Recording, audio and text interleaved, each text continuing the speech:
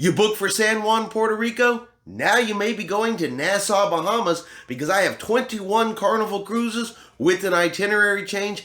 And the news that we've been waiting for, Carnival has dropped almost all of their health and safety protocols. You're ready to cruise? It's time to cruise. Gonna share all that cruise news with you right now.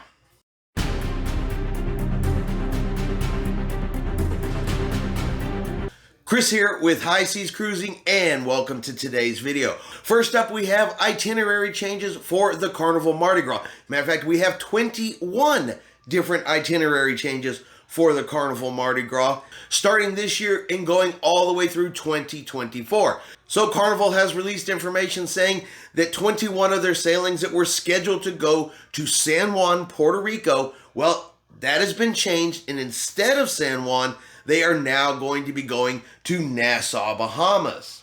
As we continue to refine our operational plans for your cruise, we have replaced our call to San Juan, Puerto Rico with a visit to Nassau, Bahamas. Thank you for your understanding. We look forward to welcoming you aboard for a fun and memorable cruise. All right, so 21 cruises are going to be affected. I'm going to go ahead and put up the dates that these cruises are going to be affected here on the screen for you now. All right, so the December 31st cruise here in 2022 is going to be the very first cruise that is affected. You can see there are several in 2023, some there in 2024. I'll go ahead and leave this slide up here for a minute. That way you can check any specific dates if you have one of these cruises booked. Now, Carnival did not specifically specify why they have made this change, but the most likely cause being, operational needs. Either there was too many ships booked for San Juan, something along those lines that has created some type of scheduling conflict. Because while it does affect this 21 cruises, there are other Eastern Caribbean cruises being sailed by the Mardi Gras that have stops in San Juan that have not been affected. So it hasn't affected every single cruise on the Mardi Gras going to San Juan, only these 21 cruises. So what do you guys think about this? You've booked a cruise for San Juan, Puerto Rico. It's one of those stops you really want to go to, and now you're going over to Nassau, Bahamas. So, of course, that's the question of the day. Are you happy with this change? Are you okay with, instead of San Juan, you now have Nassau? Was it San Juan that you specifically booked for? Or are you just happy to cruise and it doesn't bother you one way or the other? And the big news that a lot of people have been waiting for, I've seen it in my comments. Carnival Cruise Lines is finally dropping all of the health and safety protocols on cruises that are 15 nights or less. So what's that going to mean? That means, of course, we know you do not have to be vaccinated to sail. You no longer have to even show proof that you are vaccinated if you are. So the Verifly app, gone. No longer has to be done on sailings that are 15 nights or less. If you are unvaccinated, of course you can sail, and now you do not have to take a COVID-19 test prior to embarkation. So we are a lot closer to cruising being the way it was back prior to the pandemic. So now, regardless of your vaccination status, no testing, no Verifly. If you're ready to get on board a cruise, take a cruise, they're ready for you to start booking, because health and safety protocols are pretty much gone. And like I said, there's a lot of people out there that have been waiting for it to be gone, waiting for testing to be gone. I know it won't be popular with everybody, because I also have comments for people that don't think that testing should go away, don't think vaccination requirements should go away. But look, the reality is cruising's heading back to normal. It's a good thing for cruisers. It's a good thing for the industry. It's a good thing. And it's a good thing for just people ready to get out there and take a vacation. Now, we happen to be getting on the Carnival Breeze this coming Saturday. So Carnival did send us an email letting us know of these changes.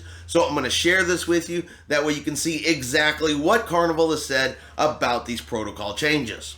We are looking forward to welcoming you on your upcoming Carnival cruise. Consistent with the evolving public health guidelines, we have continued to update our protocols over the last several weeks.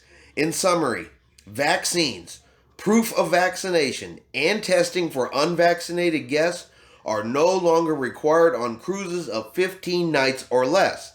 However, we encourage all guests 5 years and older to take a pre-cruise test within 3 days of their cruise. Okay, for the most updated information, visit carnival.com and carefully read all pre-cruise know before you go communications.